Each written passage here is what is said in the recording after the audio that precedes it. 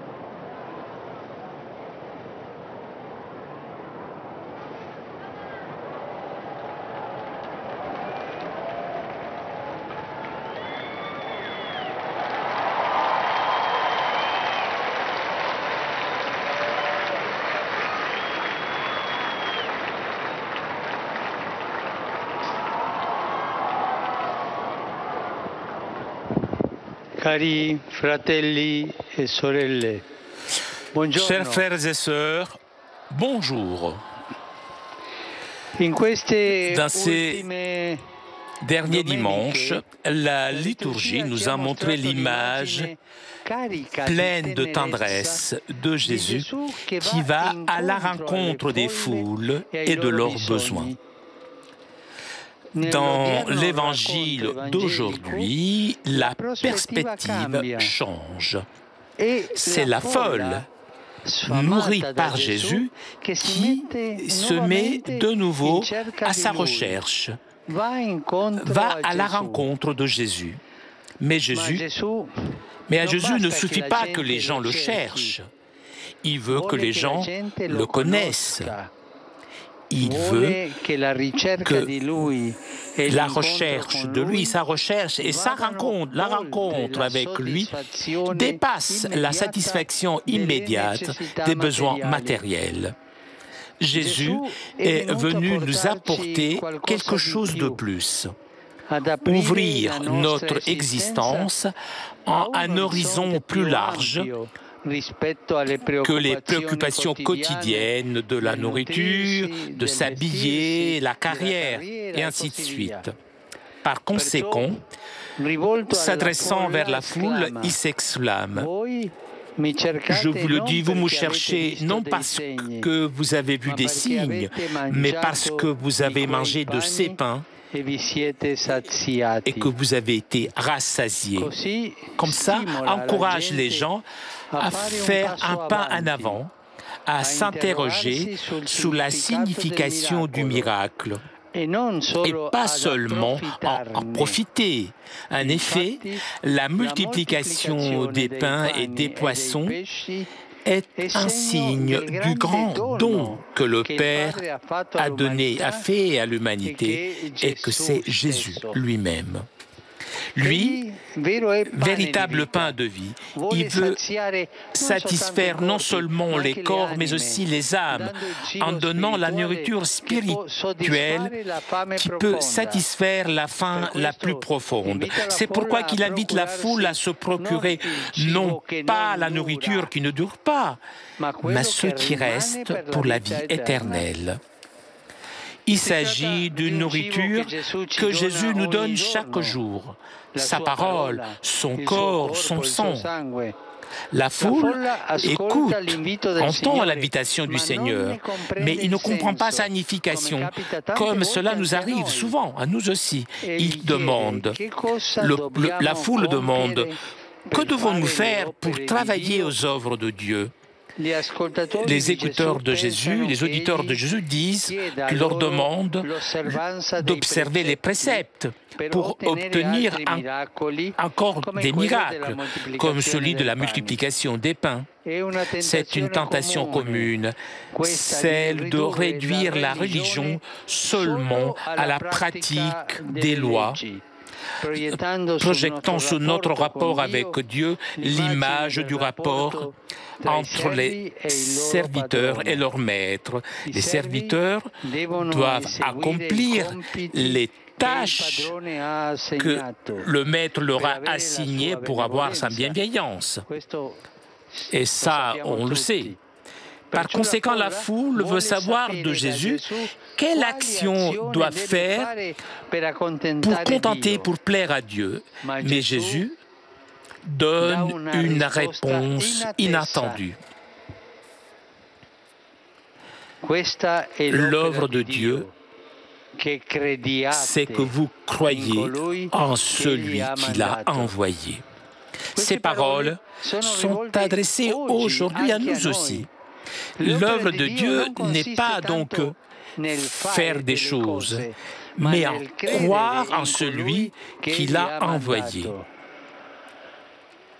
Cela signifie que la foi en Jésus nous permet d'accomplir, de faire les œuvres de Dieu.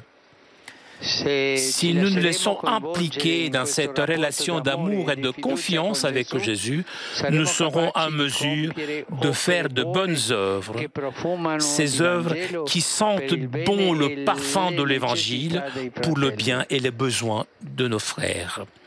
Le Seigneur nous invite à ne pas oublier qu'il faut s'inquiéter, se soucier du pain matériel, du pain quotidien.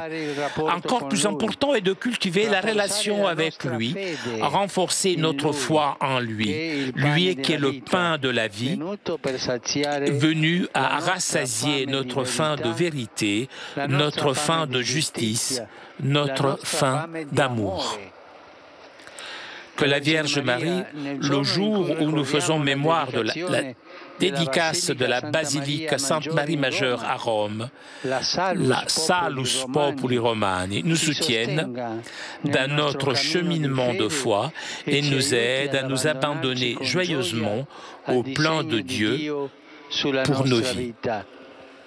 Angelus Domini nunciavit Mariae, et concepit Spiritus Sancto. Ave Maria, gratia plena, Dominus tecum, benedicta tui mulieribus, et benedictus fructus ventris tui, Iesus. Santa Maria, Mater Dei, ora pro nobis peccatoribus, nunc et in hora mortis nostre. Amen. Ecce ancilla Domini. Fiat mi secundum verbum tuum. Ave Maria, gratia plena, Dominus tecum, benedicta tui mulieribus, et benedictus fructus ventris tui, Iesus. Santa Maria, Mater Dei, ora pro nobis peccatoribus, nunc et in hora mortis nostre. Amen. Et verbum caro factum est. Et habitavit in nobis.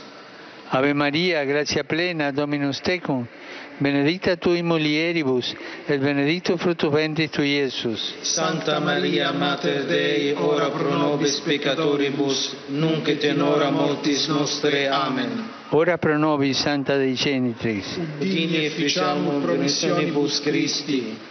Gratiam Tuam quae sumus Domine, mentibus nostris infunde, ut che angelo nunziante, Christi Filii Tui, incarnationem coniovium, per passionem eius et crucem, a resurrectionis gloriam perducamur, per eundem Christum Dominum nostrum. Amen. Gloria Patri et Filio et Spiritui Sancto. Sicut erat in principio et nunc et semper et in saecula saeculorum. Amen. Gloria Patri et Filio et Spiritui Sancto. Sicut erat in principio et nunc et semper et in saecula saeculorum. Amen. Gloria Patri et Filio et Spiritui Sancto. Sicut erat in principio et nunc et semper et in saecula saeculorum. Amen. Pro fidelibus defuntis, requiem aeternam dona eis Domine, et lux perpetua lucet eis. requiescant in pace. Amen. Sit nomen Domini benedictum. Ex hoc nunquo et nusque in saeculum. Aiutorium nostrum in nomine Domini. Qui fecit caelum et terram. Benedicat vos, omnipotens Deus, Pater, et Filius, et Spiritus Sanctus. Amen. Amen.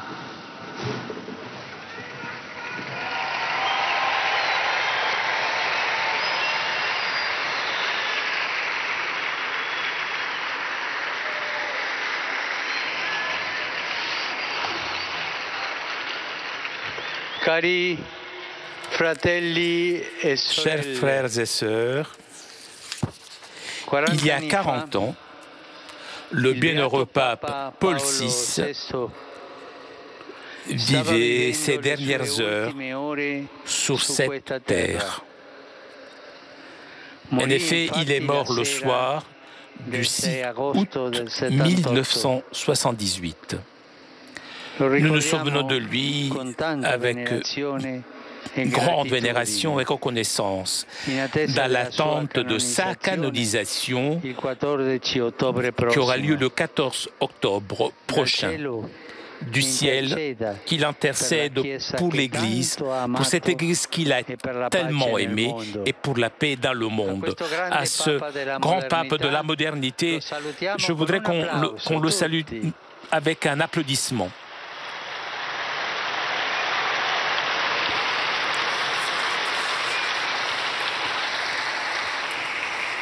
Je salue avec affection vous tous, Romains et pèlerins, venus de différents pays, les familles, les groupes paroissiaux, les associations et les croyants.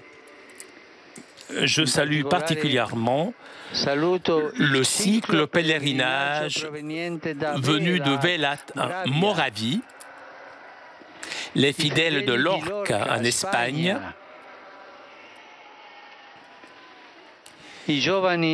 les adolescents de Novoli.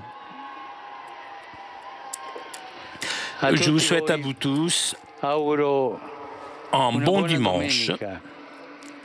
Et s'il vous plaît, n'oubliez pas de prier pour moi. Merci. Bon déjeuner. Chers amis, nous arrivons à la conclusion de notre liaison avec Rome. Un grand merci à Fabien qui était aujourd'hui à la technique. Merci aussi au Vatican pour ces images. Prochain rendez-vous avec le Saint-Père, mercredi prochain, à partir de 9h30, 10h moins 20, pour l'audience générale. Je vous souhaite moi aussi un très bon dimanche et à très bientôt donc sur KTO.